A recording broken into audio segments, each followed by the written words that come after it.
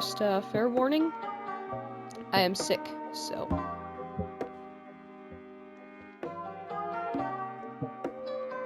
I have mixed feelings about the LEGO Movie 2. On one hand, the LEGO Movie is quickly becoming one of my favorite movies of all time as I get older, and I honestly get stupid excited whenever someone wants to talk about it. On the other hand, I walked out of the theater from seeing the second part, and felt like it was almost a completely different world from the first.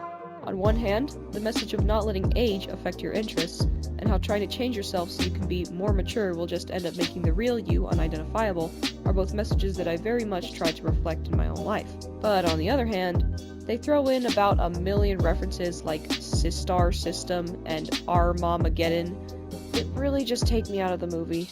On one hand, the movie introduced Rex Dangervest, who has become sort of a guilty pleasure favorite movie character for me, only rivaled by my favorite character Stitch, and he has also fulfilled my desire to see a bit more brotherly love in films rather than just romantic love. But on the other hand, the first half of the movie just feels like Unikitty and Pinkie Pie took turns vomiting onto a movie screen until the Sistar System exploded into the universe.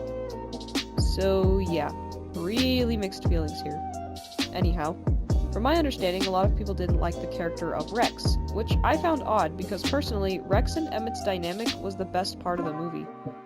But after some thinking back on the film, watching a few videos on the topic, and some time being a hardcore nerd, I think I finally understand the reason why this character, and more importantly, this movie, were met with unimpressed reactions. Rex's existence makes no gosh darn sense. Like, okay, he was stuck under the dryer, but then he gets up and changes himself from Emmett to Rex.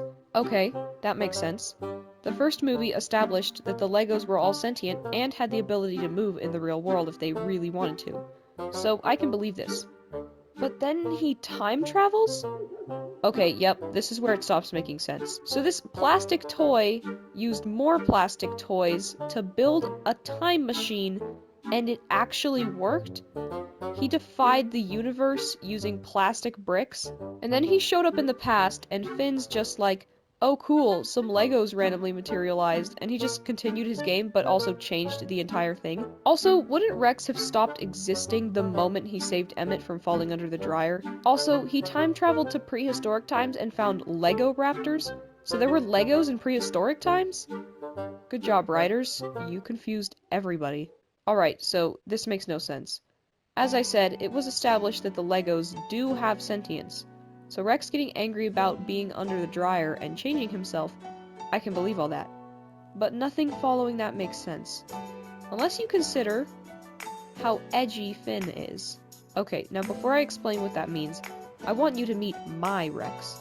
This is Cooper Matrix, one of my sister and I's favorite minifigures. His whole gimmick is that he is completely aware that the world is just a game, and he always tries to tell the other Legos, but they don't believe him because we won't let them. My sister has a minifigure of herself that he argues with sometimes, and occasionally, during dramatic parts of our game, he'll tell us we're being cheesy or question a plot point. Basically, Cooper is a broken fourth wall personified. And no, Rex was not an inspiration for him. He was just something we thought of when we were bored. The other day I was thinking about Rex and his nonsensical existence when Cooper crossed my mind, and I realized a way that Rex can make sense. All the time travel, being under the dryer, defying the real world, none of that actually happened. That was Finn, a kid who was a bit younger than me, breaking the fourth wall of his own game, just like I did. Breaking the fourth wall seems really cool around the ages of 13 to 15, so that's what Finn is doing. He came up with the idea that Emmett got mad at him, time traveled, and came back to protect himself. Is this a good way to write a story? For a Lego game, sure. But this is lazy writing for a movie, even if it is one based on a Lego game. Do I think this is what was happening in the movie, and this is what the writers were intending? Absolutely not. Rex is clearly just a poorly written character when it comes to logistics. However, since the movie was unable to provide any kind of explanation, this is what I'm gonna go with for now.